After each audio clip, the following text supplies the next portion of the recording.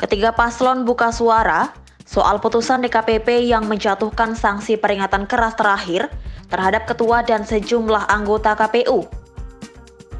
Sanksi ini merupakan buntut dari pendaftaran Gibran Rakabuming Raka sebagai calon wakil presiden di Pilpres 2024. Di mana KPU disebut melanggar kode etik lantaran memproses pendaftaran Gibran tanpa mengubah syarat batas usia Capres-Cawapres yang baru ditetapkan oleh Mahkamah Konstitusi. Lalu, seperti apa komentar para paslon? Cawapres nomor urut 3 Mahfud MD mengatakan KPU layak mendapat teguran keras dari DKPP. Menurut Mahfud, ini merupakan teguran yang kedua. Jika pelanggaran terulang kembali, maka tindakan pemecatan harus dilakukan.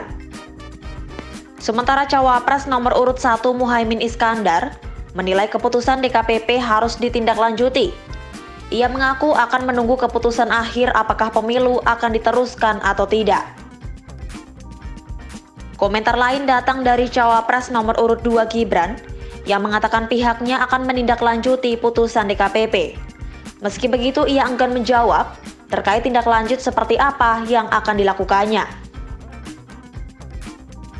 Capres nomor urut 3 Ganjar Pranowo pun mengaku belum mengetahui sanksi seperti apa yang akan diberikan ke KPU terkait kasus ini.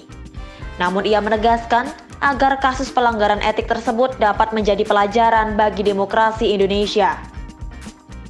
Di sisi lain, Capres nomor urut 1 Anies Baswedan menanggapi putusan dari DKPP tersebut dengan sebuah pepatah Jawa, yakni becik ketitik olo ketoro.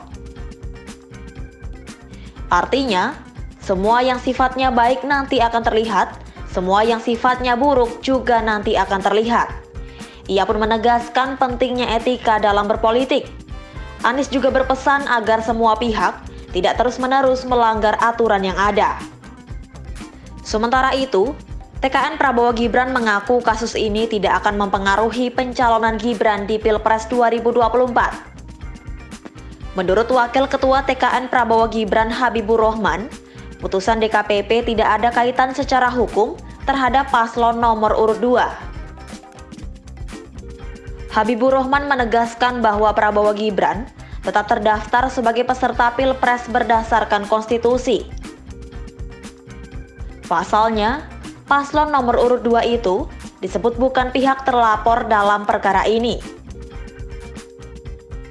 Sebelumnya, DKPP mengeluarkan putusan bahwa Ketua KPU Hashim Asyari dan sejumlah anggota lain terbukti melakukan pelanggaran etik. KPU disebut menerima pendaftaran Gibran sebelum peraturan KPU yang baru dibentuk. Padahal saat itu, putusan MK soal batas usia minimal Capres-Cawapres terbaru telah diterbitkan. Terkait hal itu, Hashim tak ingin mengomentari keputusan DKPP. Pasalnya ia menilai telah memberikan keterangan sebagai pihak teradu di laporan dugaan pelanggaran etik terkait pendaftaran Gibran. Di sisi lain, DKPP menegaskan bahwa kasus pelanggaran etik ini tidak akan mempengaruhi pencalonan Gibran sebagai cawapres.